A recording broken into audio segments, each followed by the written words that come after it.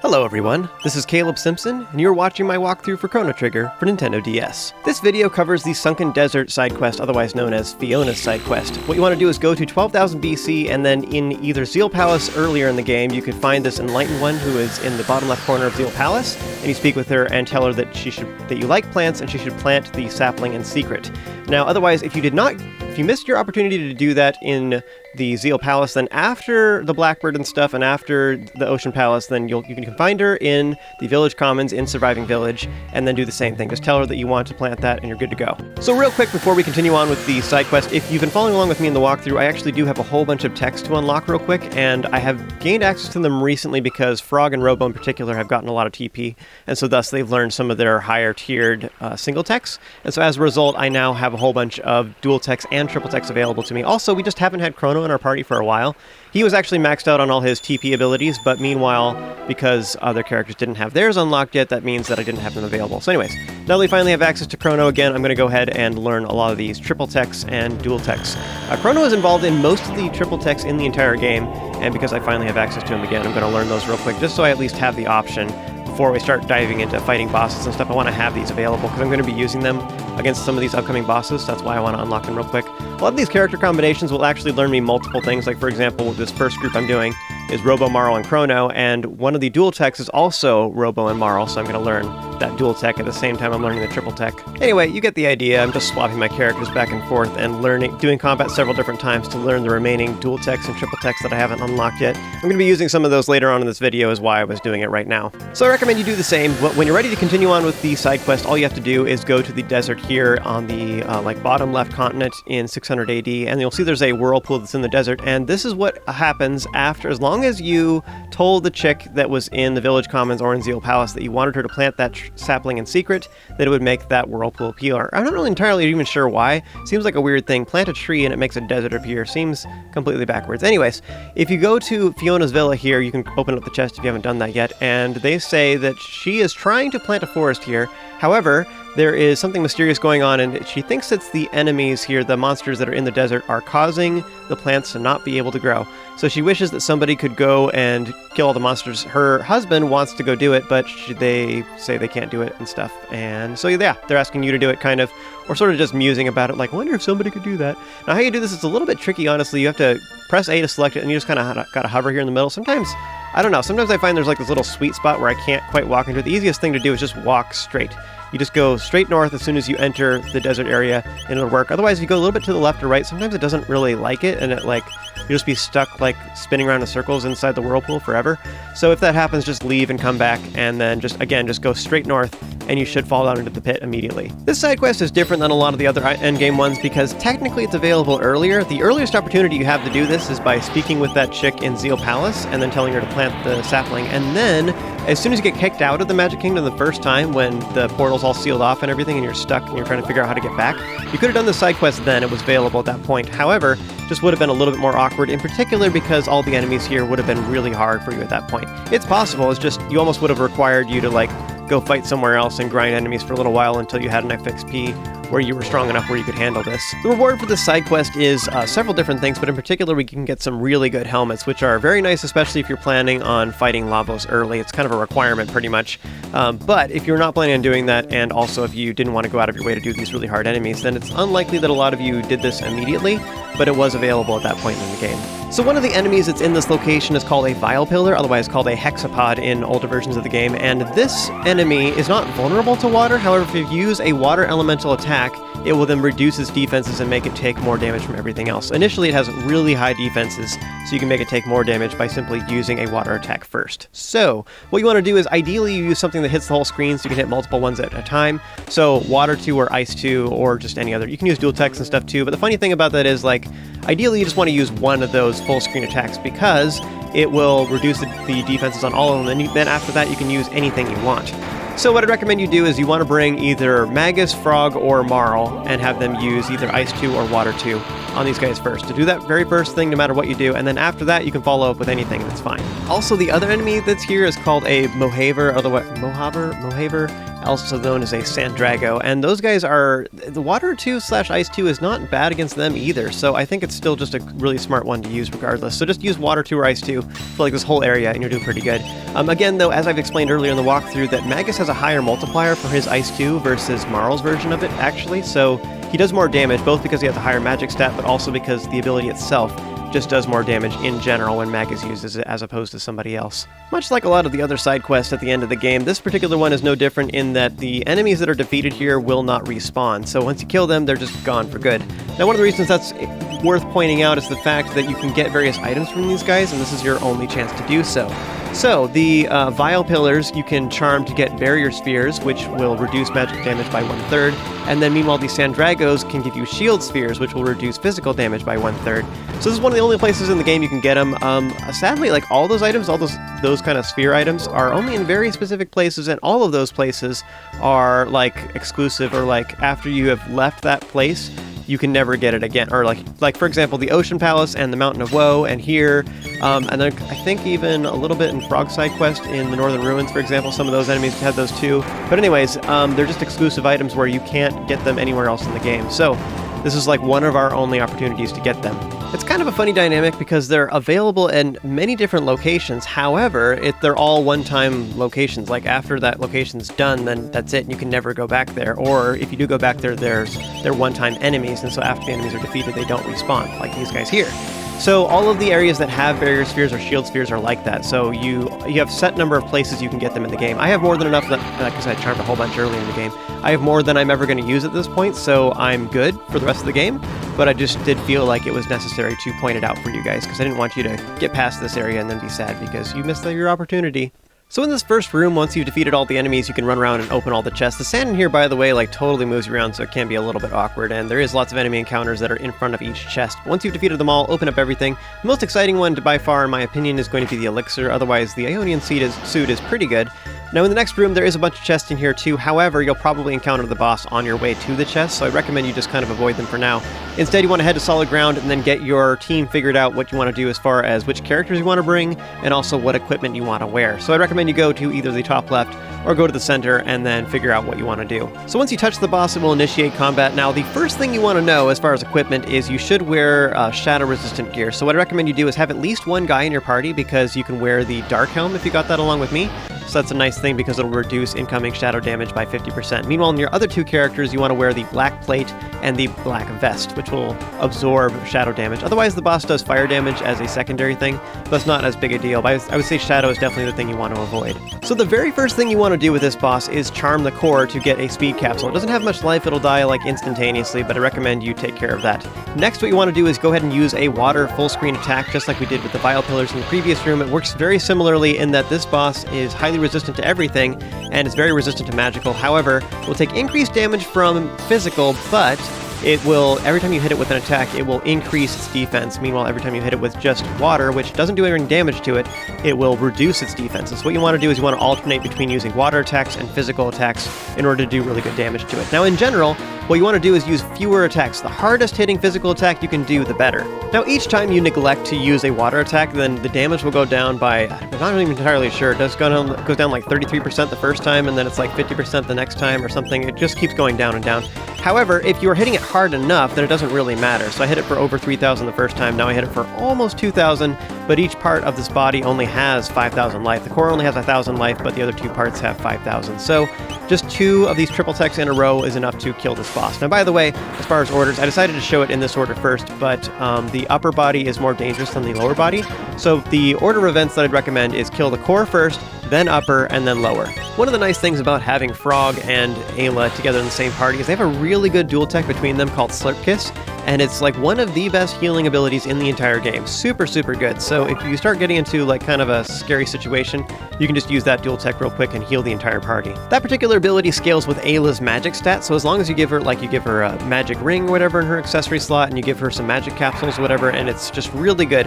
In fact, it caps at once she gets to 35 magic, she can already heal the entire party at the end of the game, all in one shot, with one cast of that, which is really, really strong. So it doesn't even take that many capsules to get her to that threshold. Like once she passes that point, then it's just unstoppable, and it's by far the cheapest heal, and it's really, really good. So here I am showing combat once again. Now in this composition, what you want to do is, again, to start out with, you want to charm the core to get a speed capsule, then you want to use water to reduce the defenses, and then finally kill the core as soon as possible. So that's the very first thing you want to do. Now, this particular team I'm showing right here is really heavily emphasis on healing and the fact that they all have physical damage. All these characters can heal and do physical damage, which is great. That's exactly what I need, but I also have some water so I can reduce the defenses of the boss. So one of the best physical techs in the game that we have actually is between Robo and Ayla, which is Beast Toss. It's a super good ability, really good against bosses. However, some bosses it doesn't work, and basically it's bosses that are like attached to the floor, or they're too big or something, or they have multiple pieces. So for example, this boss, because there's multiple pieces, I can't toss just one piece, it doesn't work. So unfortunately, Beast Toss does not work against this particular boss, but if it did, it would do really good damage. So anyways, I'm going to have to use other things. So here I'm using Drop Down between Ayla and Frog. Super good ability. I think a lot of people neglect that particular one, but it's a really good dual tech between those two. Robo's Rapid Fire Fist, otherwise known as Uzi Punch, is just a really good ability too. It's just a single tech, but man does it hit hard, so that's another option. And then otherwise between all these characters, I do have Star Heal and Heal Beam between Robo and Frog, so if I need to heal the whole party, I totally can and be super great. Again, as far as the order of events, you want to do Core, then Upper, and then Lower. One ability that isn't the most practical, but it is kind of fun at the very beginning, is actually to use Falcon Strike on the core, because then you hit the core and both sides at the same time and you do like over 2,000 damage, but it just is fun. You're like, yeah! As soon as the battle starts, you've already done a good damage to everything, because unfortunately most of our physical techs are actually single only. We don't really have a lot that do multi-target. We have like Cyclone, that's about it. Like, you can't use any magic, otherwise you do no damage with this guy, because he just is immune or he absorbs it. Speaking of which, you don't want to use Shadow against this guy, because that'll heal him instead. So yeah, the biggest tips I can give for you as far as teams is you just want to have somebody that can either use water or somebody that can use physical techs is kind of what you're looking for, and no elemental stuff at all. So the worst character for this fight by far is going to be Lucca. So as long as you bring somebody other than Lucca, you're kind of okay. Like even Magus. Magus has his regular attack, which isn't very good. That's the only physical damage he has, which is kind of bad. However, he can cast Ice 2, which is still really good. So, I mean, it helps a lot because it increases everybody else's damage. Similarly, Marl isn't terrible either because she can cast Ice 2, as she can also do Haste, and she does have a regular attack too, and at this point in the walkthrough, if you've been following along with me, I did actually do Frog Sidequest before this, so I do have the Valkyrie bow for her as well, although I don't think that's very good. Like, you're way better off using physical techs, would be way more damage. But as you saw, I don't really feel like you need that much water. As long as you hit, like, you know, like the first hit you do, that's part of the thing, is like, if you aren't going to be alternating with water, then what you want to do is just hit them with the hardest hitting tech you have initially, and then you can kind of follow up with less good ones after that, because as long as your first hits are really, really strong when it's still like reduced defenses, then it's pretty good. Anyways, gather all the goodies in this next room. There's a couple good ones, but primarily the memory cap is kind of interesting, although we're going to get an upgrade for that here shortly. Now, after you've cleared out all the enemies and stuff like that, back in the first room there is a strength capsule over to the left, but only after you've defeated the boss and killed all the enemies. So next what you want to do is return to Fiona's villa, and you need to have Robo in your party for this next part, so in order for this to work, which is kind of vague. Like, I understand kind of the principle of this, but it's still a little bit silly that you know, if you don't have Robo in your party, there's no indication that this is something you need to do. But what you want to do is speak with Fiona while you have Robo in your party, and then he will suggest that he can help her by planting the field. She needs somebody who can help, like, plant the seeds and toil everything for centuries, is what she says. So we're going to leave Robo here for 400 years and then return here in 1000 AD, which is a crazy thing. One of the things I think is kind of fun is he has different animations. If you leave and like enter a building and then come back out again, you can see him doing the other animations, which is kind of fun. I always thought this side quest was a little weird because here we are going to go to 1000 AD after this to pick him up, and then we'll have him with us again. Then we can return to 600 AD, and theoretically wouldn't he be able to meet himself because he was already present? This is his past self, and then his future self is with us. Wouldn't he be able to meet himself? But he's not actually here if you return to 600 AD at that point. But anyway, it also brings up an interesting point of like, what would happen if we took multiple Robos with us on an adventure? Like, just as far as a sheer principle. Like, say we pick him up right now in 1000 AD, and then we go back to 600 AD, and then drop him off there, and then go back to 1000 AD, and then, you know, do it a couple different times. But then each rendition of Robo, we take all of them at the same time to go do a quest together. Like, is that even possible? What would happen if all of them went with us to go confront Lavos at the same time? But yeah, Robo has been successful. He planted a giant forest, and now in the future we have Fiona's Shrine. Now inside you can speak with the various nuns here. One of them sells status protection helmets. Now most of these will protect against one particular status. However, the Vigilant helm is awesome, and it's one of the highest armor headpieces in the game, and it also has protection against all status ailments, so that's the one you definitely want, so buy some of those. Now, in my particular case, I actually do have some of those various helmets, and I also have Angel's Tiara. This is a very high-end item that I won in the Arena of Ages that does all the same things as the Vigilant Hat, but it also provides haste defaultly, which is super good. Female only, so I have 3 of these, so I'm going to put this on Marl, Lucca, and Ayla real quick. So now I'm finally equipping these. I've had them in my inventory for a little while, but I didn't want to, like, be super cheater status because I didn't, we hadn't unlocked this kind of helmet yet. Anyways, I'm going to put Vigilant helms on everybody else. The one exception to that, though, too, is that Magus has the Gloom helm, which also gives him a little bit of speed, and it's a little bit higher armor, but it has the same, everything else has status protection as well. So it's a little bit better than the Vigilant helms. There's no reason to have the lower tiered one on Magus specifically. So that all being said, I only bought 2 Vigilant helms, and I realize most of you will not have Angel's Tiara. That's a super rare item from Arena of Ages Tier 6. One of the things that's kind of cool about that specifically is, like, Lucca, like, she's one of the slowest characters, right? And I keep wanting to use, like, the Tabin outfits because they give her plus to speed, and it's super important on Lucca because she's so slow. But if you give her haste automatically, right, with the Angel's Tiara, then as long as she has 12 speed or more, then she guaranteed is as fast as she can possibly be. So there's no reason to swap out that helmet anymore, unless you specifically want to wear, like, the mermaid helm, would be the only reason to do that. Anyway, part of what's cool about that is as long as she has 12 speed, just flat, from all your upgrades from speed capsules, then at that point she is always going to guaranteed get to the cap, which is 24 speed with haste. So that way she's already as fast as she can possibly be. So you only need to get up to 12 with Lucca if you have that item in her inventory. Goodbye, Tabin suit. Wah, ah, ah. We next have this scene in which Lucca is repairing Robo, and Robo shares with the group his theory that he's come up with over the past 400 years while he was planting trees. He's come to the conclusion that he thinks that the purpose of the gates was actually, it was caused by somebody else who wanted us to witness the events, or perhaps that the entity wanted to witness the events itself. And it actually brings up an interesting point. I think this is interesting for a couple reasons. The fact that Robo, the analytical robotic one, is the one who's come to this conclusion. He's like, all the facts point towards this. The statistics of this is insane, insurmountable. It doesn't make any sense unless there was a hand behind it. And he actually brings up a good point because, if you think about it, like all the places in history we've gone to, it's literally key locations, key time periods, like the exact time when specific events happened that tells the story of Lavos as a whole.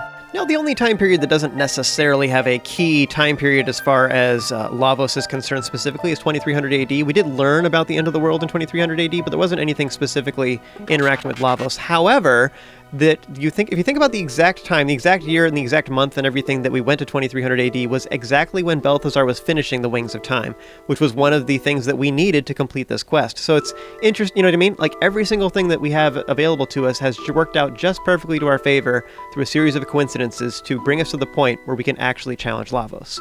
Now, whoever this person is that Robo suspects is actually the person behind the gates is a little bit left vague, and we don't actually know who it is. Now, as far as theories, some people think that it could be the Earth itself, because Lavos is draining stuff from the Earth, and there's also some various, poetic comments that people make throughout history about the Earth itself, and how it's like it has a will of its own, and it will eventually, everything returns to nature, etc., blah, blah, blah. So it could very well be that the Earth is trying to make these things happen. Another theory is that it's Shala herself. And I like this theory for the simple reason that we have the pendant with us, and it makes more sense to me because the whole point of Dreamstone is that it can make dreams reality. And so Shala is trying to figure out a way to stop all this bad stuff from happening, and then we mysteriously end up with her pendant, and then her pendant causes all these things to start happening, and we use it repeatedly throughout our adventures. I think that makes a lot of sense. Now, one of the things that happen in there is that somebody makes a comment to Lucca asking her what she would like to change if she could change anything in the past, and Lucca gets really quiet. Now, at this point, you will then find yourself awake by yourself as just Lucca, and if you go over one screen over, you'll then see a gate by itself. Now, for some reason, Lucca decides to enter it without having anybody else go with her, which just seems like a great idea. This takes us back in time to a point in history that leads to Lucca's greatest regret, and this is the day that an accident happened back in her home 10 years previous. So, now at this point, I'm actually going to show both outcomes. I'm going to show the worst outcome, just so I can show you guys what happens. One of the first things you don't want to do that you should avoid is do not walk onto the balcony outside of Lucca's door, because then this will initiate the cutscene up ahead, and we don't have time it gives us less time to react. So don't go through the left door at all. I would highly recommend you don't do that. So instead you want to go through the bottom door, because that way you have more time to react. So what's going on is there is an invention in the living room that belongs to Tabin, and he told them to stay away from it, but then his wife, Laura, decided to go ahead and try and clean it. Now, at this point, there is no way to turn it off except to put in the password. Now, that seems like a terrible shut-off strategy right there. Like, should be the other way around. You should have some kind of emergency stop button. Now, if you go into the kitchen, you'll see there's a note that says the password on the computer is going to be the same as the name of his true love, which is Laura. So, what you want to do, or Laura, however you want to say that, so you want to press A on the computer and then type Lara on your controller, and that will allow you to stop it. Now, if you do not do it in time, this is, of course, a horrible, sad event, and this is the event that leads to Laura being unable to walk. So that's why in the future she never leaves her chairs, because she can't. Now, if you look in the bottom left corner, you'll actually see that the next day, apparently, young Lucca wrote an entry in her diary that says that if only she had known more about machines and such, that she would be able to have saved her mother. So she's going to start studying technology and stuff and become a scientist so that she can prevent anything like this from ever happening again. And I know this is a really horrible statement, but I just want to say it, is that this is the event that led to Lucca becoming a genius. She had no interest in any of those things before. If you read her other diary entries, it's pretty clear that she doesn't want to study any of these things. She actually doesn't like all her father's inventions and everything like that, but she decided to pursue it because of this event that it's sort of sad. Like, technology led to her mother being horribly injured and disabled, and yet that is the event that led to her passion for doing that too. And something else I want to point out about that is that, even though this is a really, intense statement, is that that horrible event is what led Lucca to being able to save the world. So when you come back, if you fail, then Robo has some really emotional things to say that's very kind and everything, but it's just such a sad scene. Now, after that, regardless of if you succeeded or not, Robo will then give you the Green Dream, which is a super awesome accessory that will automatically revive the user once per combat, and then it refreshes every time you do a new combat. So it's a pretty powerful accessory. It's very awesome. Now, if you did fail like this, then Laura will still be disabled for the rest of the entire game, and you can see her, she's always in her chair in Lucca's house. Now, next, I'm going to show the successful route, and this is what you actually want to do. So real quick, I'm going to read the diary entry on the floor so you can see what I was talking about. So she explains, this is this morning's or yesterday's or whatever. So she explains that her dad is constantly blowing her off because he just wants to do his research, and as a result, Lucca hates science, and she doesn't want to have anything to do with it, and it's not like suitable for girls to do or whatever. Now, as I said earlier, you don't want to go out the door on the left because that's bad. You can go ahead and inspect the note in the kitchen if you want ahead of time, which makes it a little bit easier. As a reminder, that the password is the name of his true love, which is Laura, Lara. So when you're ready, just go out through the southern door, and then you'll witness that same scene, but this time we're right next to it, so we have a little bit more time to react with it. What I was showing earlier, too, is that if I leave the room and come back, that it doesn't pause time or anything. In fact, it's still I think it's even still moving, even when you're not present. I think she can't actually get crushed when you're outside of the room, but you'll come back and she's like already there kind of thing, so you have no more time at all. So time still moves, except for the last little moment is what moves when you're not in the room. So that's why I highly recommend you start out your position here. So that all being said, to stop it, all you have to do is interact with the Sparkly by pressing A, and then just very carefully press Lara on your controller. I'd recommend you just kind of space it out. Don't push it really fast. Just very carefully, boom, boom, boom, boom. And then that way you can guarantee that you're typing it correctly, and then you don't have problems. Now, fun fact for you, in the Chrono Trigger beta, there was several scenes that the development team had, because they were trying to highlight different scenes to show like what the game was all about, and this was one of those scenes. However, in the beta, originally, Lucca was not able to save her mother. There was no way for her to do it. You tried, and no matter what you did, it would always end in failure, and so Lucca's mother would always end up disabled by the end of it. The same thing was true about Chrono's death. There was no way to save him originally. That was the entire point. It was supposed to feel horrible, and you lose items and stuff, and it was just bad. And so that was like the whole purpose of it, was that there was some fate that you just couldn't change.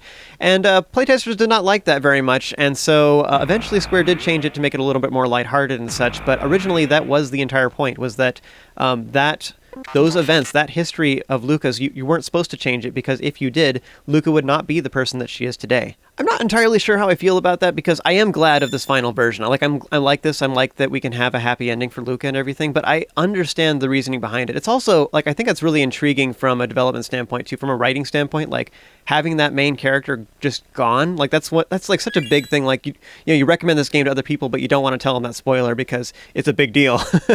And I feel like it's kind of sad that that I feel like Square caved a little bit or something and just gave into the peer pressure of what people wanted, I guess. Such a fine line to walk, too. Like, you know, like some fate you just can't change at all. And at the same time, we're trying to save the world. We're trying to stop Lavos. It's like, it's sort of weird because if we're not able to save her mother, then that means that, like, what hope do we have against Lavos? You know what I mean? Anyway, so now at this point, from here on out, if you saved her mother, then Laura will be able to walk, and you can even see that in her house and stuff. And she walks around and does gardening and stuff, which is nice. Alright, well that concludes Fiona's side quest as well as this video. So thank you guys so much for watching. If you enjoyed this and found it helpful, be sure to throw a like on this, subscribe, and stay tuned for more content just like this. As always, stay awesome, have an amazing day, and I'll see you next time.